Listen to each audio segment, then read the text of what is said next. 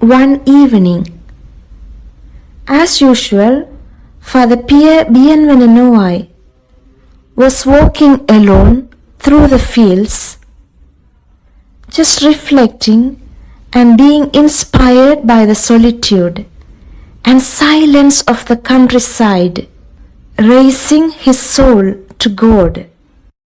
This evening was a different one. He remained longer than usual in the fields. He was observed at the foot of an oak tree, motionless, his arms crossed over his chest. One sister who noticed him asked, "Father, what are you doing there? The light is fading. It is cold. Night is falling." "I'm dreaming," he replied. "Good, Father. What are you dreaming about?" "In my dream, the Holy Family appeared to me as a gigantic oak tree with green leafy branches. On it were flowers and fruits of all seasons and birds of every color and from every country. Each had its own special song, but at times they all merged into one voice and in perfect harmony seemed to sing, 'Glory to God alone, and all through Mary.'" Glory to God alone, all through Mary. Glory to God alone, all through Mary. Glory to God alone, all through Mary. Glory to God alone, all through Mary.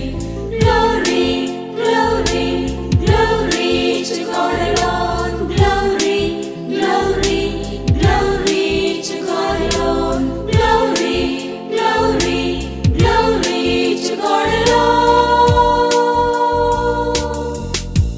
All through Mary and Joseph. Pierre Bienvenu Noailles' vision of a new society was captured in such a dream. What was Pierre Bienvenu Noailles' dream, and what was the new society he desired? Let us explore the man a little more, turning over the pages of history and traveling back to the 18th century and the country of France. France in the 18th century was a rich and popular country, but it has a systemic problem collecting taxes. because of the way its society was structured. But their attempts to fix this problem was a big failure. Basically, they struggled with political control, economic depression, civil disorder, unemployment, and high food prices. We recall some facts that throw light on the childhood and as adolescence of Pierre Bienvenu.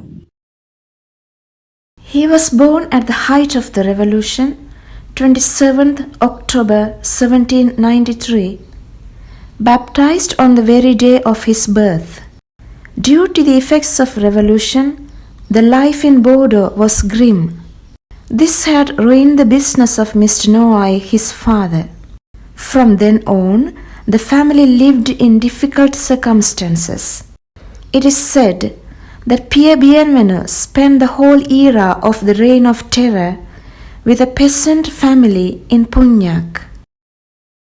As an adolescent, he was leading a dissipated life, far removed from religious practices, which made Madame Noailles very anxious. One day, in anguish, she questioned him. The young man was upset by the distress of his mother. He acknowledged his errors and promised to mend his ways. As a young man, he had 3 experiences of mystical grace: a grace of conversion, affirmation, and the birth of association. The first was on the eve of his first Holy Communion, At the chapel of Our Lady of Mount Carmel, in the Cathedral of Saint Andre, he experienced an interior illumination, encountered God in a profound way. The following day, he received his first Holy Communion when he was 20 years old.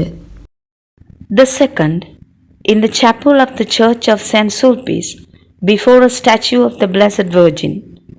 Moved by an irresistible force, he went to confession. Our merciful God revealed himself to Pierre Bienvenu as the only source of happiness. This conversion led him to Paris to the seminary of Issy at the age of 23. The third as a seminarian at Issy in 1818, while praying in the chapel of Our Lady of Loreto. That was the moment when he conceived the idea of an association. At the seminary, he took very seriously the call to holiness addressed to all the baptized. He often contemplated the Holy Family, whom he referred to as the lovely image of the Trinity. After being ordained priest on 5th June 1819 in the Church of Saint Sulpice, Father Noailles returned to Bordeaux to his home diocese. He became curate in the parish of Saint Eulalie, where his apostolic zeal in all circumstances, his love of the poor, and his qualities of discernment made him an exceptional priest, much sought after for spiritual direction. After the French revolutions, the cities in France had entered into a period of renewal. Bishops were strongly encouraged towards the process of renewal. The Diocese of Bordeaux was part of this general spiritual restoration of post-revolutionary France. A number of important spiritual and religious initiatives were taken, including parish missions, pilgrimages, Eucharistic gatherings, and the rise of pious associations. A number of religious congregations were founded, mostly devoted to the Sacred Heart, the Blessed Sacrament, Mary, and the Holy Family, with the majority serving the poor, sick, and the young. It was only 7 months after Father Noailles had been ordained when a young woman expressed her desire to become a religious, saying that no congregation that existed suited her. 2 others soon followed her. His archbishop encouraged him to found a community, and Father Noailles thus began to make his dream of founding the association come true. He then officially assembled in community the 3 young girls who felt the call to give themselves to God in a new way. In spite of the poverty and destitution they themselves experienced, they welcomed orphans poorer than they were. On Septuagesima Sunday, 3rd February 1822, a Eucharistic miracle took place in the chapel of the Association of the Holy Family in Bordeaux, an association that was still very much in its infancy, in what remains one of the greatest manifestations of God in the 19th century. The apparition of 1822 was therefore an affirmation of his work. He had no more doubts. It is an unquestionable proof that the Holy Family is the work of God. For 40 years, despite many obstacles, Father Noailles presided over the destiny of the Holy Family, perfecting his work and drawing up rules and statutes. When he died on 8th February 1861, the Holy Family was not alone in mourning him. The whole of Bordeaux was saddened. On the day of his funeral, a large crowd accompanied him to the cathedral.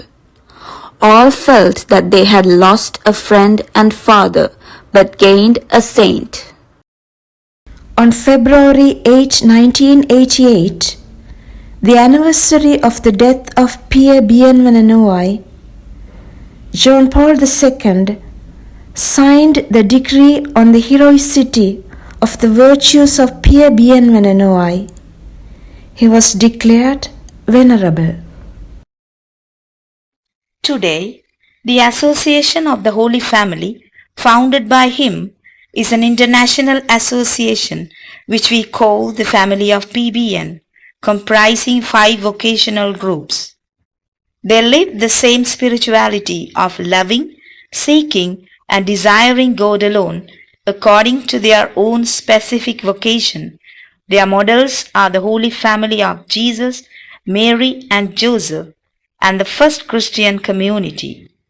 They all share the common mission of promoting communion at all levels in our interconnected world.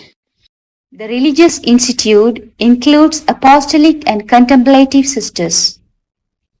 The apostolic sisters, they carry out the common mission of the family through their life and involvement in a variety of ministries. The contemplative sisters, they lead lives of prayer and contemplation in silence and solitude and are semi-enclosed. Consecrated secular members.